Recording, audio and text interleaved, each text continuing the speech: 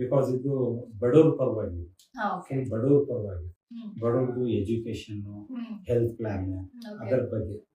Because ಇದು ಬಹಳ ರೀತಿಯಿಂದ ನಾನು ರಿಕ್ವೆಸ್ಟ್ ಮಾಡ್ಕೊಳ್ತಾ ಇದ್ದೀನಿ, ಯಾರು ಕೇಳೋರಿಲ್ಲ. ಅದಕ್ಕೆ ಸ್ವಲ್ಪ ಇನ್ನೊಂದ್ಸಲಿ ನಾನು ಕೇಳಕ್ ಬಯಸ್ತೀನಿ. ಓಕೆ ಇವಾಗ ಏನಿದೆ ಅಂದ್ರೆ ಮೈಸೂರಿನಲ್ಲಿ ಸುಮಾರು ನಾನು ಹೇಳ್ದಂಗಿಲ್ಲ, ಪೇಪರ್ ತೋರ್ಸಂಗೆ 60 ಕಮಿಟಿಗಳು ಇದೆ. ವಕ್ಫ್ ಬೋರ್ಡ್ ಮೈಸೂರು ಸಿಟಿಗೆ 60 ಕಮಿಟಿಗಳಿದೆ. ಈ 60 ಕಮಿಟಿ ಮೇಜರ್ ಇನ್ಸ್ಟಿಟ್ಯೂಷನ್ ಇದೆ. ಕಾನೂನು ಪ್ರಕಾರ, ಈ ಪೇಪರ್ ಪ್ರಕಾರ ಇದು 60 ಮೇಜರ್ ಇದೆ. ಮೇಜರ್ ಅಂತ ಹೇಳಿದ್ರೆ ಇವ್ರದ್ದು ಆದಾಯ more than 1 lakhs per year. ಕೇಳ್ಕೊಳ್ಳಿ, ಸೀರಿಯಸ್ ನೋಟ್ ಆಗಿ ಸ್ವಲ್ಪ ಎಲ್ಲ ಕೇಳಿ. 1 lakh ಇಂದ ಮೇಲೆ ಒಬ್ಬರಿಗೆ, ಎಲ್ಲರಿಗೂ ಇಲ್ಲ, ಒಬ್ಬರಿಗೆ 1 lakh ಇಂದ ಮೇಲೆ ಎಲ್ಲೋ ಗಂಟ ಇದೆ. ಸುಮಾರು 90 ಲಕ್ಷ ಗಂಟನೂ ಇದೆ. 1 lakh ಇಂದ 90 lakhs ಗಂಟ ಇದೆ. Full 60 committees. ಈ 60 ಕಮಿಟಿನವ್ರಿಗೆ ಒಂದು ಸರ್ಕ್ಯುಲರ್ ಇರ್ತದೆ. ಇದೆಲ್ಲ ತೋರಿಸ್ತಾ ಇರೋದು ಮೈಸೂರು ಅಂತ ಇಲ್ಲ, ಇದು ಪೂರ್ತಿ ಸ್ಟೇಟ್ಗೆ. ಯಾವ್ದಕ್ಕೆ? ಪೂರ್ತಿ ಸ್ಟೇಟ್ಗೆ. ಈ ಸರ್ಕ್ಯುಲರ್ ಅನ್ನ ಒಂದು ಸರ್ಕ್ಯುಲರ್ ಇರ್ತದೆ 2022 ನಲ್ಲಿ. ದಟ್ ಮೀನ್ಸ್ 23 ನಲ್ಲಿ ಇಂಪ್ಲಿಮೆಂಟ್ ಆಗಬೇಕು, 24 ನಲ್ಲಿ ಇಂಪ್ಲಿಮೆಂಟ್ ಆಗಬೇಕು, 2023 ನಲ್ಲಿ ಇಂಪ್ಲಿಮೆಂಟ್ ಆಗಬೇಕು, 2024 ನಲ್ಲಿ ಇಂಪ್ಲಿಮೆಂಟ್ ಆಗಬೇಕು. ಈ ಸರ್ಕ್ಯುಲರ್ ಇರೋದು ಪೂರ್ತಿ ಸ್ಟೇಟ್ಗೆ. ಏನ್ ಮೇಡಮ್, ಇದ್ರಲ್ಲಿ ಕ್ಲಿಯರ್ ಕಟ್ ಹೇಳ್ತಾವ್ರೆ, ಡೈರೆಕ್ಷನ್ಸ್ ಇದೆ ಸರ್ಕ್ಯುಲರ್ ನಲ್ಲಿ. ಯಾರ್ದು ಆದಾಯ 1 lakh ಮೇಲೆ ಇರ್ತದೆ ಅವರು ಸುಮಾರು ಪರ್ಸೆಂಟೇಜ್ ಬೇರೆ ಬೇರೆ ಕಡೆ ಅವರು ಮಾಡೋದಿಕ್ಕೆ, ಅದ್ರಲ್ಲಿ 30%, ದಟ್ ಮೀನ್ಸ್ 1 lakh ಅಂದ್ರೆ 30,000 ಬಡವ್ರಿಗೆ ಹಂಚ್ಬೇಕು. ಹೆಂಗಿದೆ ನೋಡಿ, ಬಡವ್ರಿಗೆ health plan, medical plan and education plan ಬಡವ್ರಿಗೆ ಕೊಡ್ಬೇಕಂತ ಇದೆ.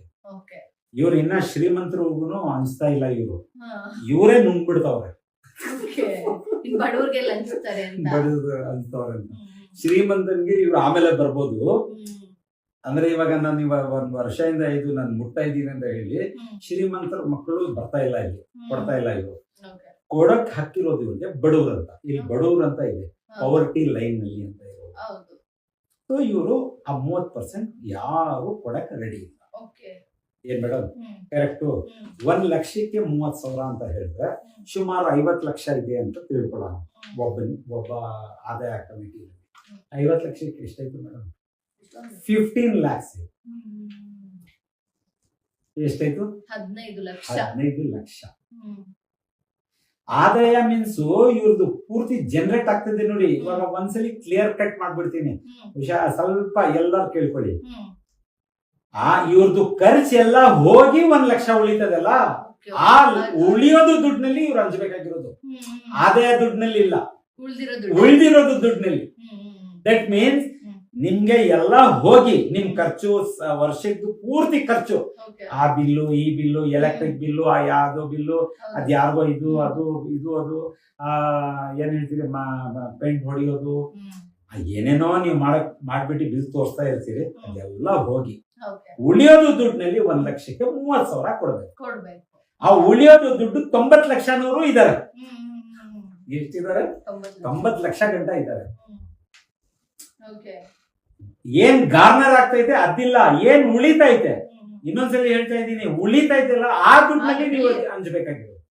ಇಲ್ಲಿದೆ ಕ್ಲಿಯರ್ ಕಟ್ ಡೈರೆಕ್ಷನ್ಸ್ ಇದೆ. ಎರಡನೇದು ಡೈರೆಕ್ಷನ್ಸ್ ಏನಿದೆ ಅಂತ ಹೇಳಿದ್ರೆ, ಸಪೋಸ್ ನೋಡಿ ಮೇಡಮ್, ಸರ್ಕ್ಯುಲರ್ ನಲ್ಲಿ ಒಳ್ಳೆ ರೀತಿಯಿಂದ ಇದ್ ಮಾಡೋರು. Suppose it should be ensured means suppose ಒಳ್ಳೆ ರೀತಿಯಿಂದ ಈ ದುಡ್ಡನ್ನು ನೀವು ಎನ್ಮಾರ್ಡ್ ಬಜೆಟ್ ಇನ್ಸ್ಟಿಟ್ಯೂಷನ್ ನಲ್ಲಿ ಸ್ಕಾಲರ್ಶಿಪ್ಸ್ಗೆ ಎನ್ಮಾರ್ಕ್ ಮಾಡಬಹುದು. ಇವ್ರು ಬರ್ಲಿಲ್ಲ, ಇವ್ರಿಗೆ ಅವೇರ್ನೆಸ್ ಇಲ್ಲ, ಇವ್ರು ಬರ್ಲಿಲ್ಲ.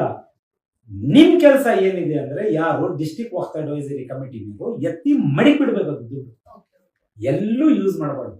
ಹೆಂಗಿದೆ ಈಗ ಬರುವಂತ ದುಡ್ಡಲ್ಲಿ 30% ಒಂದು ಮೆಡಿಕಲ್ ಹೋಗ್ಬೇಕು, ಒಂದು ಎಜುಕೇಶನ್ ಆ ಹೋಗ್ಬೇಕು 30% ನಲ್ಲಿ ಪ್ಲಸ್ ಅವ್ರ ಏನಾದ್ರೂ ಈಗ ಜನಗಳಿಗೆ ಅರಿವಿರಲ್ಲ, ಗೊತ್ತಿರಲ್ಲ ಈ ರೀತಿ ಇದೆ ಅಂತ. ಸೊ ಬಂದಿಲ್ಲ ಅಂದ್ರೆ ಅಂತವ್ರ ದುಡ್ಡನ್ನ ಎತ್ತಿಟ್ಟು ಬಿಡ್ಬೇಕು, ಬೇರೆ ಕೆಲಸಗಳಿಗೆ ಉಪಯೋಗಿಸಬಾರ್ದು ಅಥವಾ ಸ್ವಂತಕ್ಕೂ ಉಪಯೋಗಿಸ್ಕೊಳ್ಬಾರ್ದು ಅನ್ನೋದು ಪೇಪರ್ ಅಲ್ಲಿ ಇದೆ. ಇಲ್ಲಿದೆ, ಓಕೆ ಇಲ್ಲಿ ನೋಡಿ ಮೇಡಮ್, ಹೌದು ಇಲ್ಲಿದೆ. ಇಫ್ ಸಪೋಸ್ ಓಕೆ ಅದರ ಮೇಲೆ ಇಫ್ ಸಪೋಸ್ ದಿಸ್ ಇನ್ಸ್ಟ್ರಕ್ಷನ್ಸ್, ಇಲ್ಲಿ ನೋಡಿ madam, this instruction should be followed circularly. The work officer who fails to comply with these instructions will be dealt seriously in accordance with law. ಕಾನೂನ್ ಪರ ಇವ್ರ ಅಕಸ್ಮಾತ್ ಯಾರು ವಕ್ತ್ officer, ಕಾನೂನ್ ಪರ ಲಾ ಪರ ಅಕಸ್ಮಾತ್ ನೀವು ಮಾಡ್ಲಿಲ್ಲ ಅಂದ್ರೆ, ಇದು ಇಂಪ್ಲಿಮೆಂಟೇಶನ್ ಮಾಡ್ಲಿಲ್ಲ ಅಂದ್ರೆ ನಿಮ್ಗೆ ಕಾನೂನ್ ಪರ ನಿಮ್ಗೆ you will be held guilty. ಹೆಂಗಿದೆ ಇದು?